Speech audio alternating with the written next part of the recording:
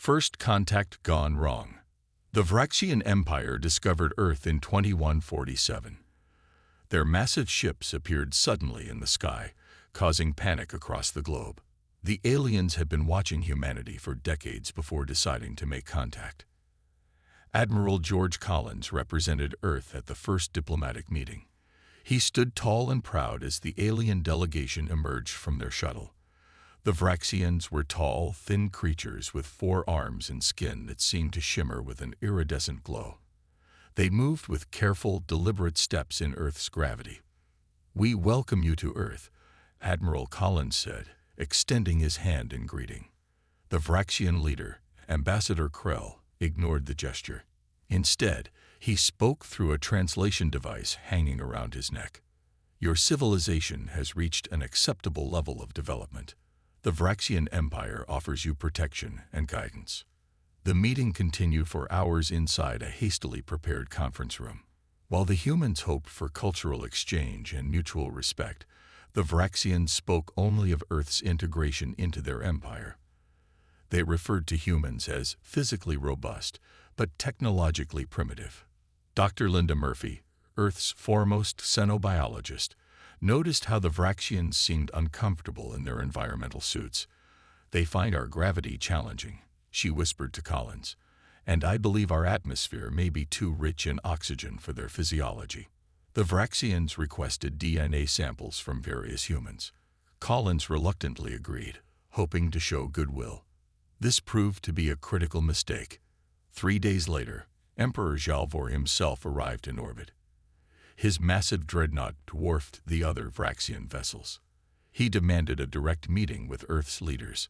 In the United Nations Emergency Chamber, Emperor Zhalvor studied the assembled human representatives with 6 golden eyes. His voice boomed through the translation system. "We have analyzed your species. Humans are remarkably resilient organisms, capable of surviving conditions that would kill most sentient species. Your endurance, strength, and adaptability are impressive biological traits." Some representatives smiled at what seemed like compliments. However, the Emperor continued, "These traits make you dangerous and unpredictable. Your species evolved as persistence hunters, capable of chasing prey until exhaustion. You can survive extreme temperature variations, recover from significant injuries, and endure pain that would incapacitate most sentient life." Secretary General Maria Foster leaned forward. "We assure you, Emperor, that humans are peaceful." "Your history suggests otherwise," interrupted Zhalvor. "You have waged constant war among yourselves. Your entertainment glorifies violence. Your literature celebrates warrior cultures." The Emperor stood to his full height. "The Vraxian Empire cannot allow such a potentially dangerous species free access to the galaxy. You will be contained and subjugated for the greater harmony of civilized space." The chamber erupted in angry shouts. Admiral Collins stepped forward. "With all due respect, Emperor, Earth will not surrender its sovereignty. We offered friendship, not submission." Emperor Zhalvor's translator conveyed his cold response. "Your submission is not requested. It is required." Within hours, the Vraxian ships took aggressive positions around Earth. All diplomatic channels went silent. World leaders scrambled to form a unified response. In an emergency session, the nations of Earth formed the Terran Defense Alliance. Old enemies became allies against this new threat. General Kate Summers addressed the newly formed Alliance Military Council. "The Vraxians have superior spacecraft and weapons technology, but they've made one critical error. They plan to occupy Earth. That means ground combat." She pulled up images of the Vraxian physiology. They evolved on a low-gravity world. Their bones are brittle compared to ours. Their muscles are designed for precision, not power. They need environmental suits to operate in our atmosphere. Captain Doug Riley spoke up from the back of the room. "So if they want Earth, they'll have to fight us for every inch of it." "Exactly," Summers nodded. "And on the ground, their technology advantage shrinks while our biological advantages grow. They think we're primitive. Let's show them why you never underestimate human ground forces." As the meeting ended, the first Vraxian bombardment began.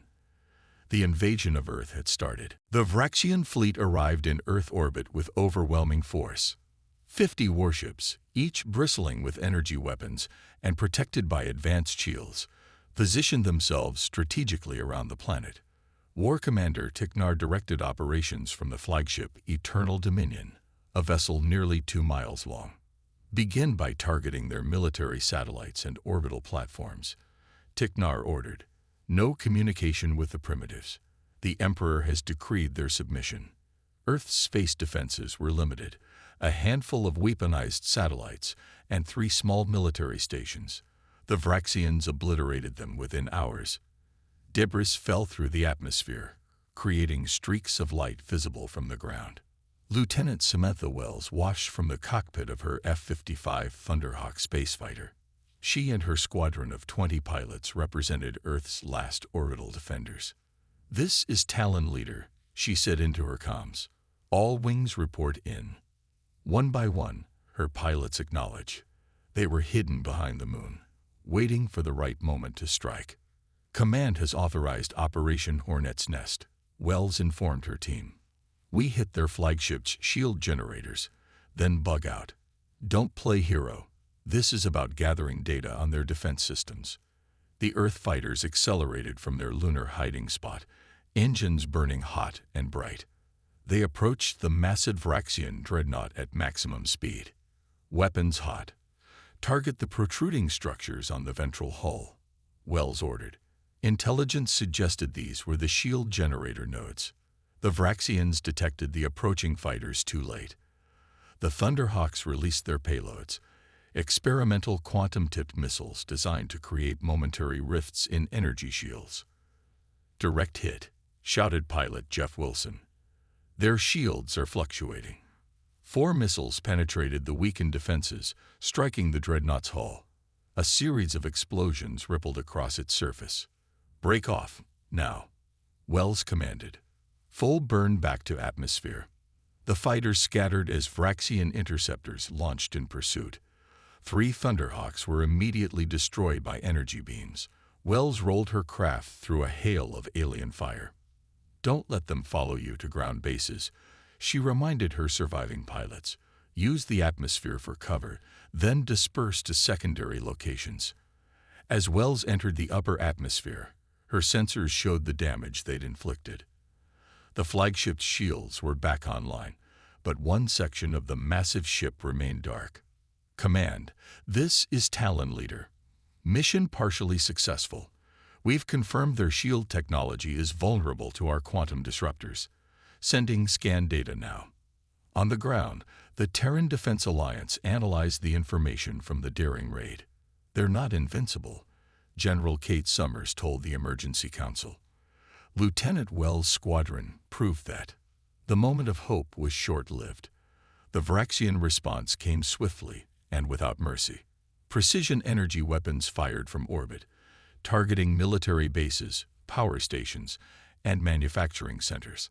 In Pentagon's underground command center, officers watched helplessly as installations worldwide were destroyed.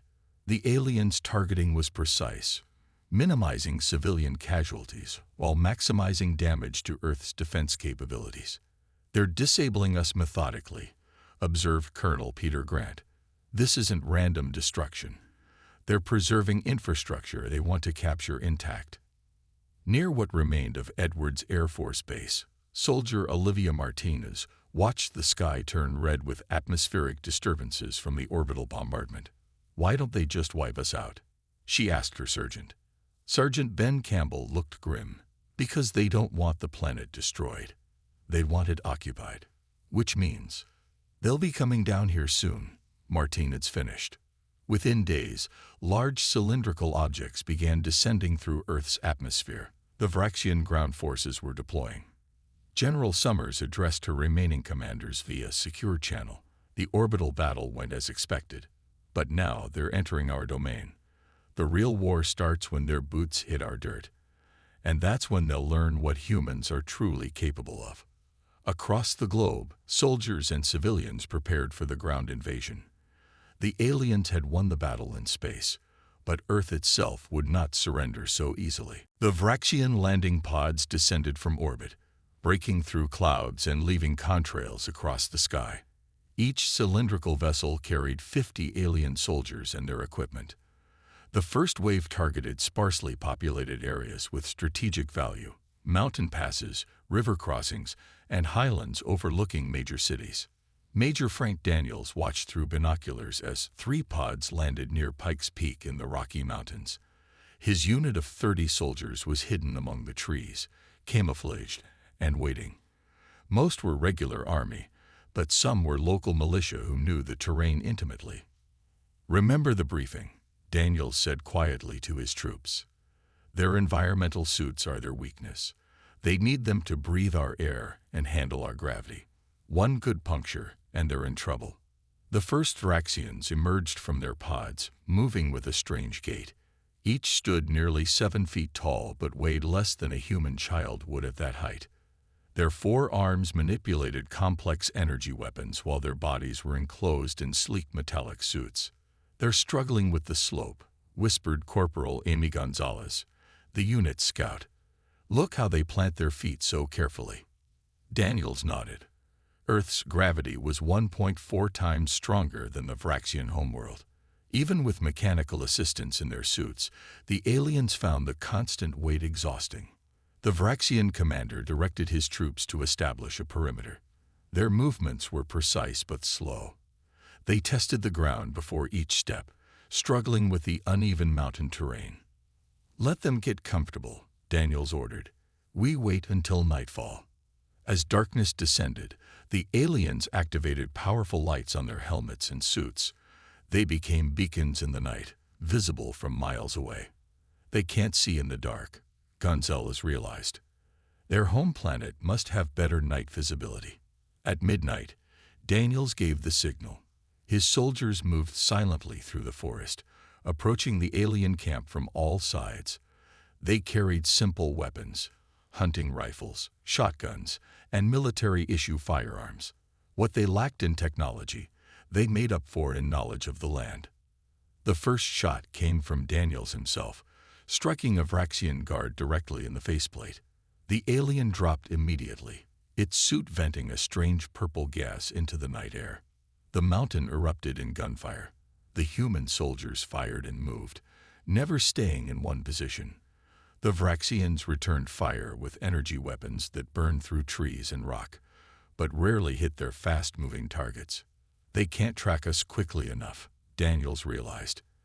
The aliens' natural reflexes were adapted for their lower gravity world. Here on Earth, everything moved faster than their bodies expected. Private Ryan Butler charged forward, firing his shotgun at close range. The buckshot peppered an alien suit, causing multiple breaches. The Vraxian collapsed, gasping as Earth's oxygen-rich atmosphere poisoned its system. The battle lasted just 17 minutes.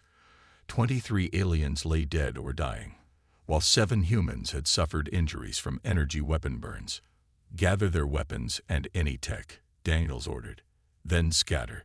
We'll regroup at Point Bravo."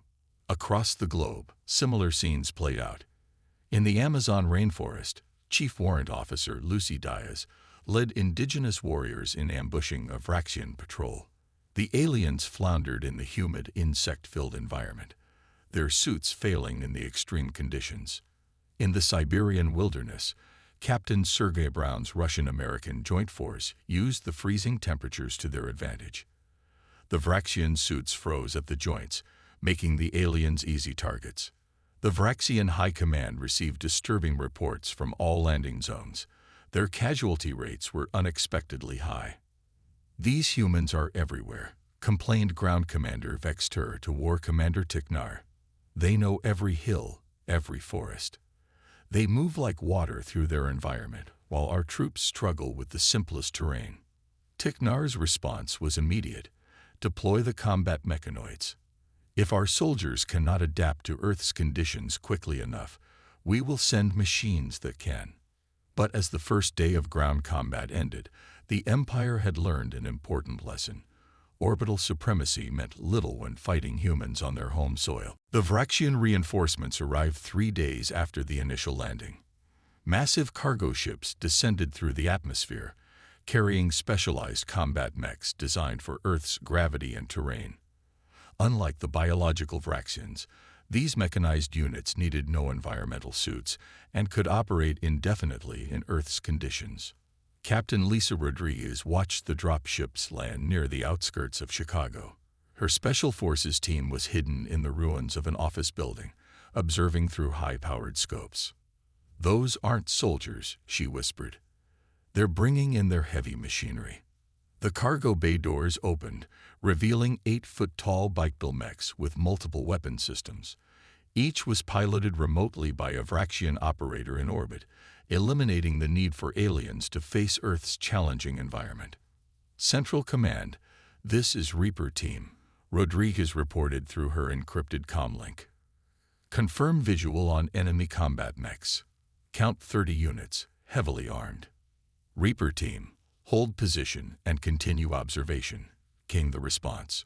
"Priority objective is capture of alien tech, particularly their control systems." Rodriguez looked at her 5 team members, all elite soldiers chosen for this critical mission. "You heard them. We need to grab one of those mechs intact enough for the engineers to study."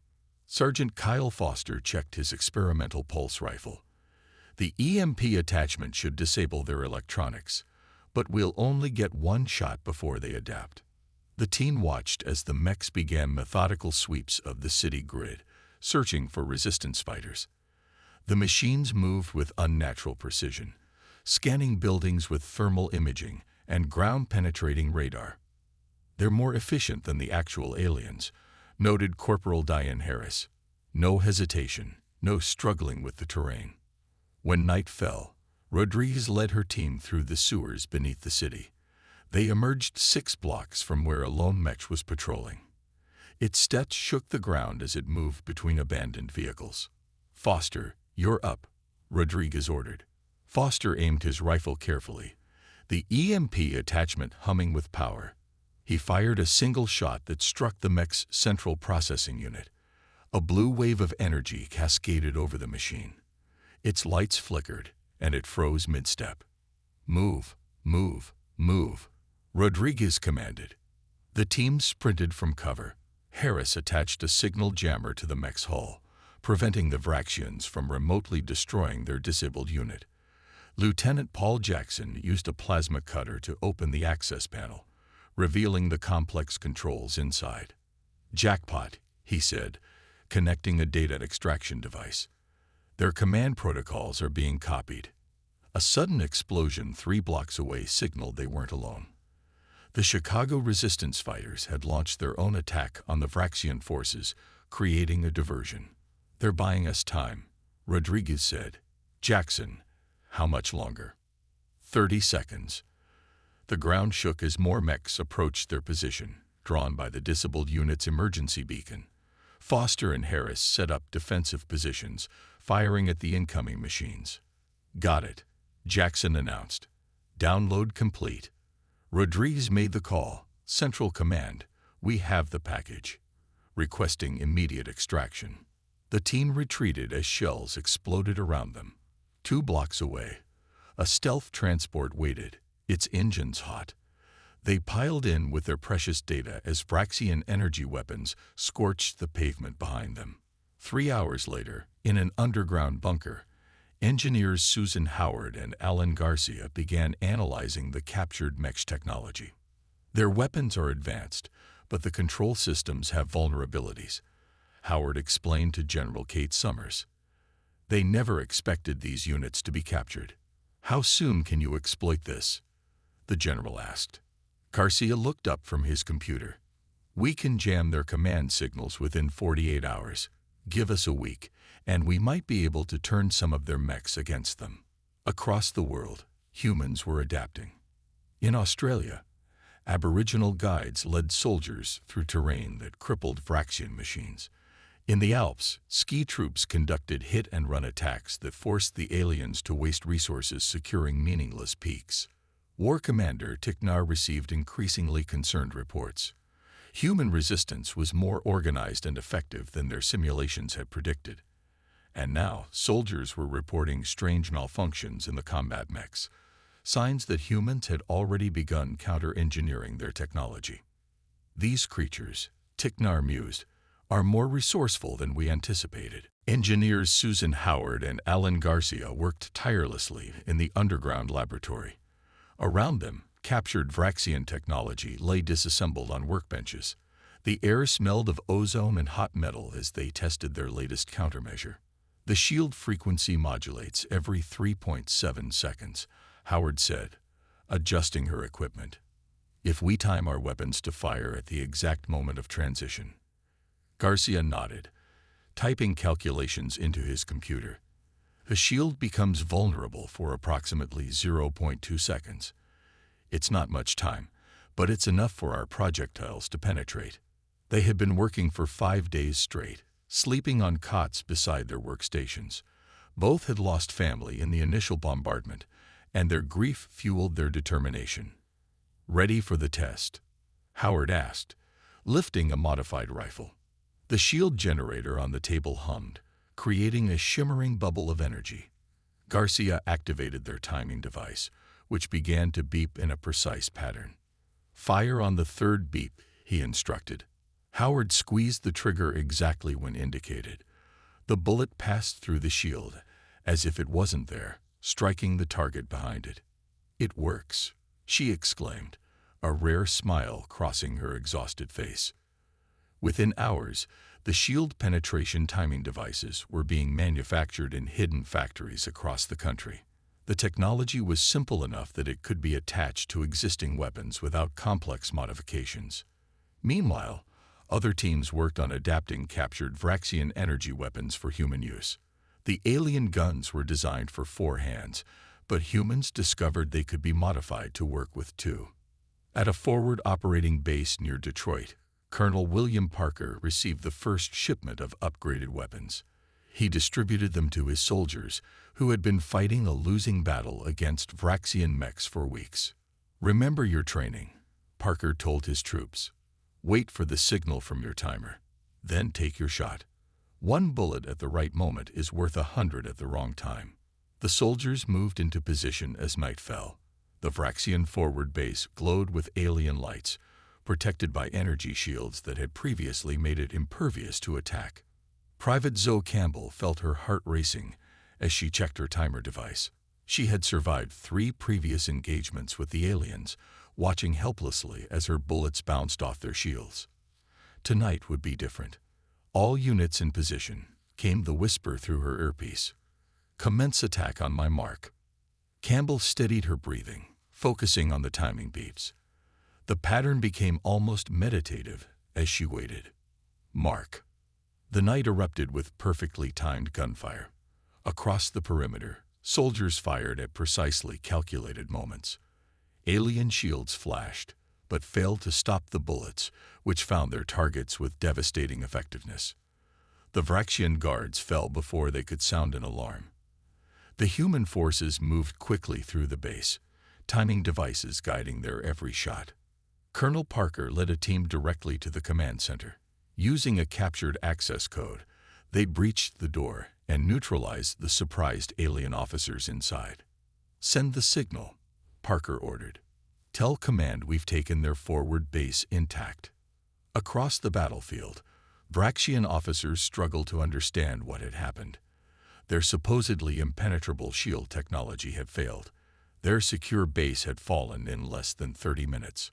War Commander Tiknar received the news with growing concern. The latest casualty reports showed alarming trends.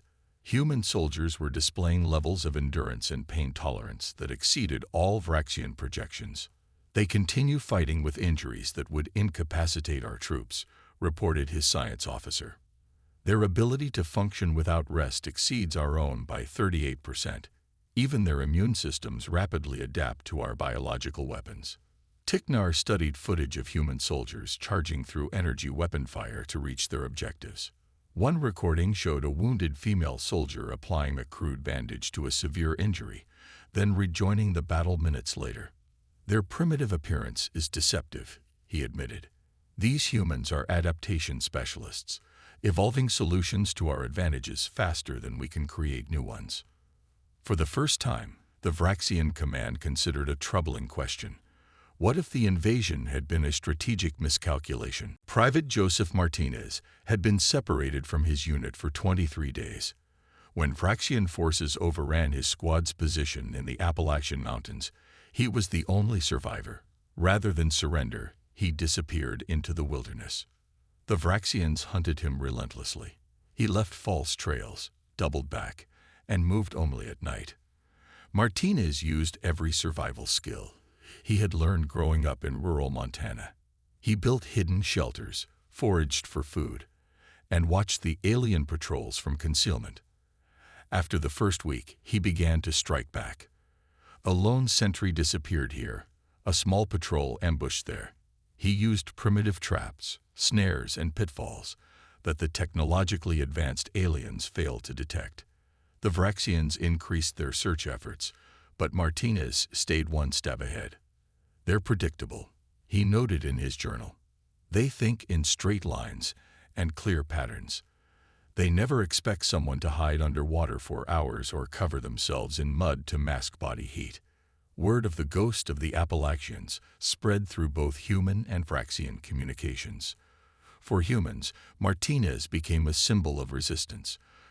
For the aliens, he represented a terrifying new understanding of their enemy. In the Vraxian command ship, War Commander Tiknar reviewed the psychological assessment of human warriors. Their evolutionary history explains much, explained Science Officer Vril. Humans evolved as persistence hunters. Before they had technology, they would pursue prey until it collapsed from exhaustion.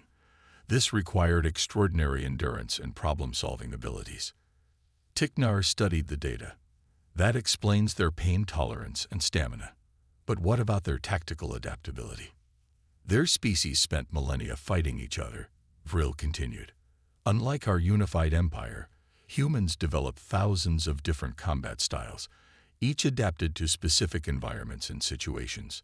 Now they combine these approaches against us. The commander pressed a button, displaying a map of Earth's various terrain types. And each of these environments produced different fighting techniques. Exactly. Desert warfare, jungle combat, urban fighting, mountain operations, Arctic survival. They have specialized knowledge for every condition on their world. This revelation deeply troubled the Vraxian High Command.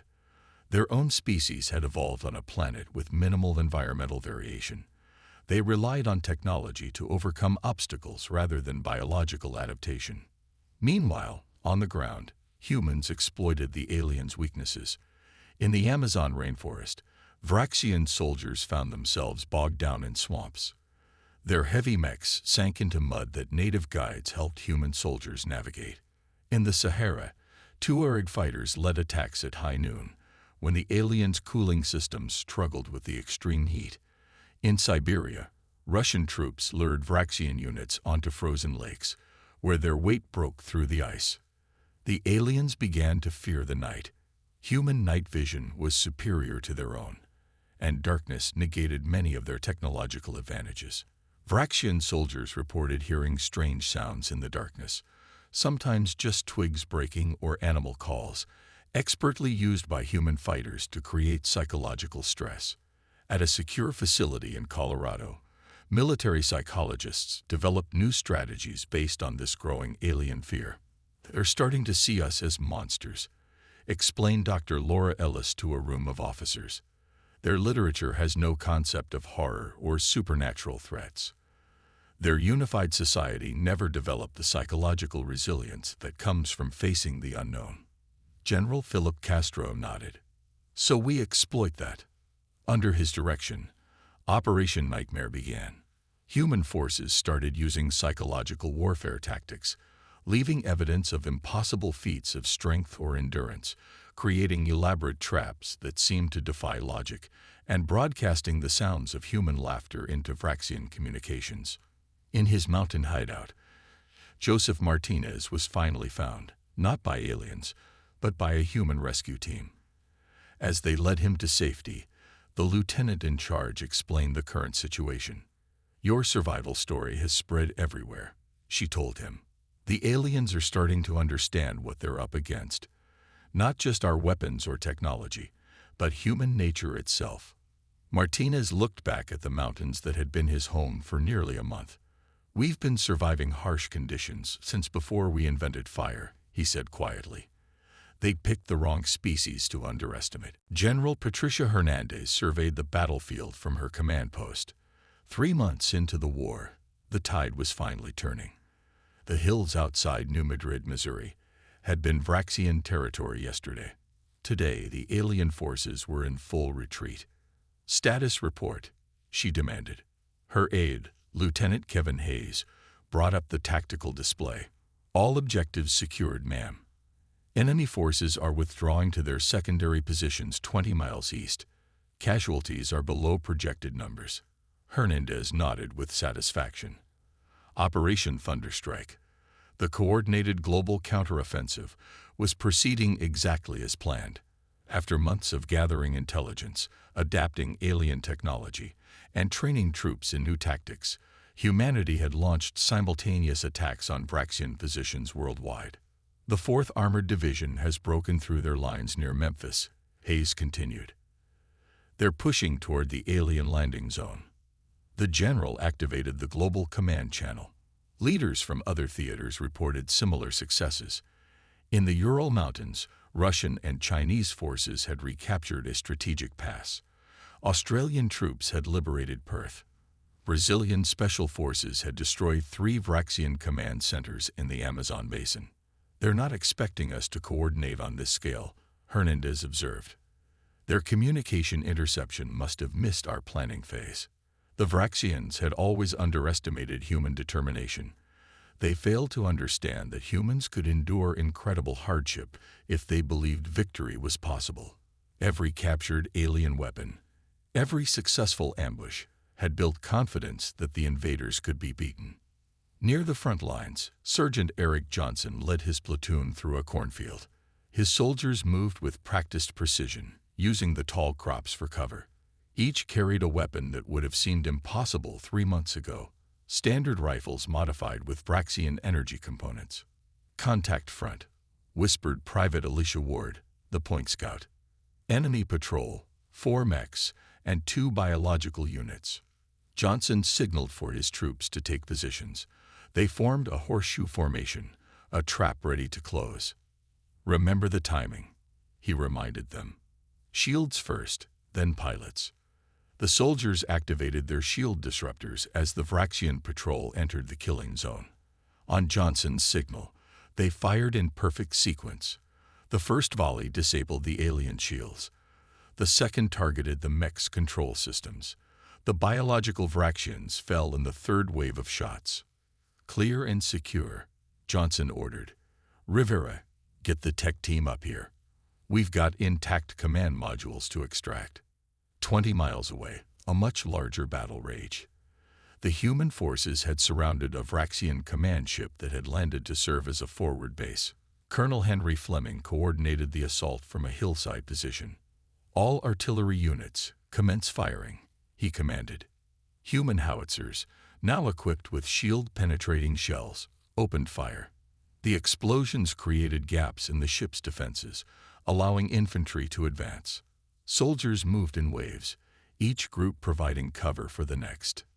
Inside the Vraxian vessel, panic spread among the alien officers.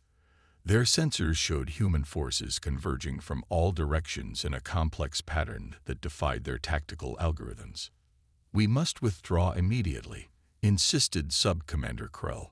Their attack pattern indicates knowledge of our ship's layout. They are targeting critical systems with precision. Before the ship could power its engines, a Special Forces team breached the lower hull. Led by Captain Victor Nunez, they fought their way to the command center. The close-quarter combat overwhelmed the Vraxians, who were not adapted for the brutal hand-to-hand fighting at which humans excelled. Nunez secured the bridge within 7 minutes. His communications officer, Sergeant Kim Anderson, immediately began downloading the ship's data core. General Hernandez, this is Captain Nunez. Objective secured. We have access to their fleet communications network. At command headquarters, Hernandez allowed herself a brief smile. Download everything. Priority on their orbital defense codes and fleet positions. The captured data revealed the most crucial information of the war. The Vraxian invasion force was smaller than anyone had guessed. They had committed nearly everything to this campaign, expecting the swift victory. They have no significant reinforcements coming, Hernandez realized. If we can push them off Earth, they can't immediately try again. On the Vraxian flagship, Emperor Jalvor received the first reports suggesting the unthinkable. The invasion might fail. His 6 eyes narrowed as he contemplated the consequences of defeat at the hands of a species he had dismissed as primitive. "Prepare my personal shuttle," he ordered. "I must see this battlefield myself." The Vraxian Emperor's personal shuttle descended toward Earth with a military escort. For the first time in the Empire's long history, Jalvor was coming to personally assess a failing campaign. His presence signaled the gravity of the situation. War Commander Tiknar met his Emperor at a heavily fortified landing zone in what had once been central Kansas. The commander dropped to one knee, his environmental suit whirring with the effort. "Rise," Jalvor commanded. "Explain how a technologically inferior species has brought our forces to retreat." Tiknar gestured to the holographic map showing Praxian positions in red, with blue human forces surrounding them on all sides. "We underestimated them in every possible way, my Emperor. Their biology makes them natural warriors. Their history of conflict against themselves prepared them for warfare more thoroughly than our simulations predicted. You speak of primitives who only achieved spaceflight a century ago," the Emperor hissed. "Primitives who can march 50 miles without rest, who continue fighting with injuries that would kill our soldiers, who adapt to our technology faster than we can deploy it," Tiknar countered. "Our forces are now at 47% of original strength, while human resistance grows stronger each day." As they spoke, alarms sounded throughout the compound. Human forces had breached the outer perimeter. The Emperor was rushed to a secure bunker as explosions shook the ground. Admiral Nancy Wilson sat in the former United Nations building, now serving as Earth's unified command center. Representatives from every major military power waited for her to speak. "The Vraxian Empire has requested an armistice," she announced. "Their diplomat will arrive within the hour." Murmurs spread through the room. After 8 months of brutal warfare, the prospect of peace seemed almost unreal. "What are their terms?" asked the Chinese general. Wilson activated a display showing the proposal. "They want safe passage for their remaining forces. In exchange, they offer technological concessions and recognition of Earth as a sovereign territory, permanently off-limits to future conquest." The Russian representative leaned forward. "We have them on the run. Why not press our advantage and take more?" "Because we're not interested in vengeance," Wilson replied firmly. "We want them gone, with guarantees they won't return. This achieves our objective without further bloodshed." When the Vraxian diplomat arrived, he was surprised to find himself negotiating with Admiral Wilson alone. His species would have sent a committee. "Your request for armistice is granted," Wilson informed him, "with additional conditions." The diplomat tilted his head. "State your terms." "Full access to interstellar propulsion technology. Non-aggression pact to include all human colonies we may establish in the future, and formal acknowledgement in your galactic records that Earth defeated the Vraxian Empire in open warfare." The diplomat's translator conveyed his shock. "The last condition is unprecedented. No species has ever demanded such recognition." Wilson's expression remained firm. "No species has ever driven back a Vraxian invasion force. Consider it a historical correction." 3 weeks later, the last alien ships left Earth orbit.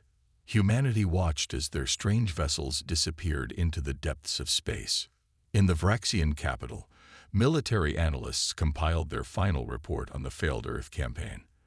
The document detailed every miscalculation and underestimation that had led to their defeat. Emperor Jalvor read it carefully, then addressed his High Council. "This report will be required study for all military academies.